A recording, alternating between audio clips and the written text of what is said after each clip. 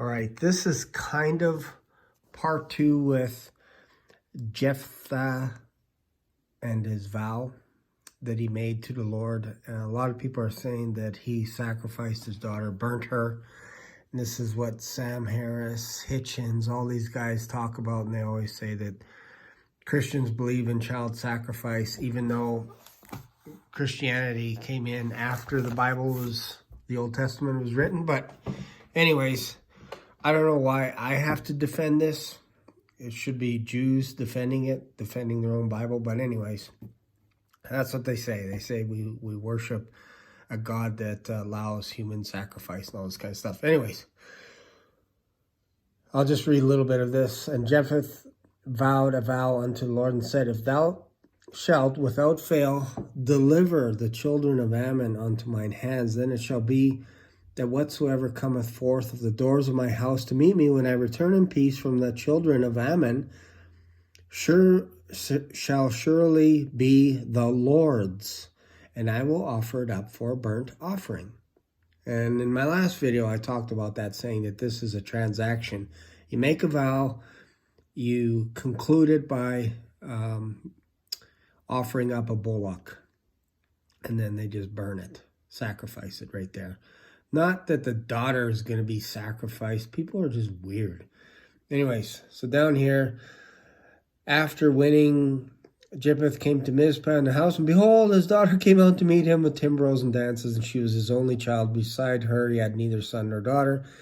And it came to pass when he saw her that he rent his clothes and said, Alas, my daughter, thou hast brought me very low. Thou art one of them that trouble me, for I have opened my mouth unto the Lord, and I cannot go back. He made a vow to commit her, to dedicate her to the Lord, thus losing the right for her to have children. So it's interesting. And then she said unto her father, Let this thing be done unto me, but give me a couple of months that I can go and bewail my virginity, because she knew she wouldn't have children. If you're going to die, you're not going to do that because, yeah, you're going to die. Anyways, then it came to pass the end of 2 months, she returned to her father, did with her according to his vow, which he had vowed, and she knew no man, and it was custom in Israel. So she didn't know any man. She didn't get married or anything. So then the custom was the daughters of Israel went yearly to lament the daughter of Jephthah the Gileadite for 4 days in a year. So that's that. People are still like, oh, well, that doesn't say anything. Let's go to Samuel, first book of Samuel, Hannah's prayer. So Hannah rose up early after they had eaten Shiloh, and after they had drunk. Now Eli the priest sat upon a seat by a post of the temple of the Lord, and she was in bitterness of soul, and prayed unto the Lord, and wept sore. And she vowed a vow, and said, O Lord of hosts, if thou wilt indeed look on the affliction of thine handmaid.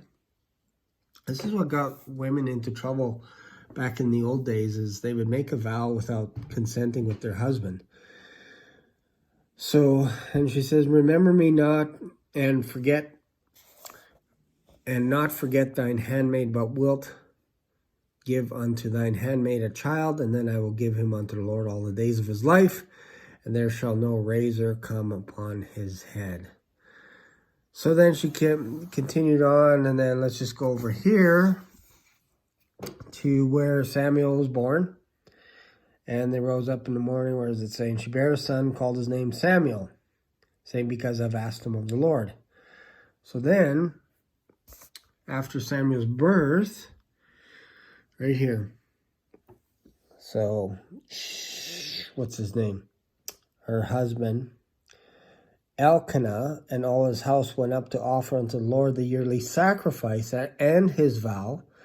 But Hannah went not up, for she said unto her husband, I will not go up until she be weaned, and then I will bring him, that he may appear before the Lord, and there abide forever. And Elkanah, her husband, said unto her, Do what seemeth thee good.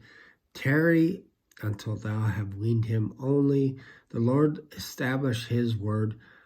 So the woman abode and gave her son suck until she weaned him.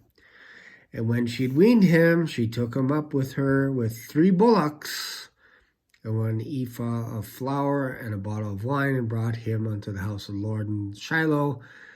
And the child was young, and they slew the bullock and brought the child to Eli. Now, some people might go, oh, they slew a bullock and left it out on the street somewhere dead. What kind of a person would worship a God like that? Like, people just read the craziest things here. Of course, this bullock was going to get burnt. And it's basically dedicated to Eli and his sons. They would eat it. That's part of the deal. So, this is what I was talking. This is the transaction. This is a normal transaction. You make a vow and you bring something to make the deal, to seal the deal. So hopefully this makes sense and puts this to bed once and for all.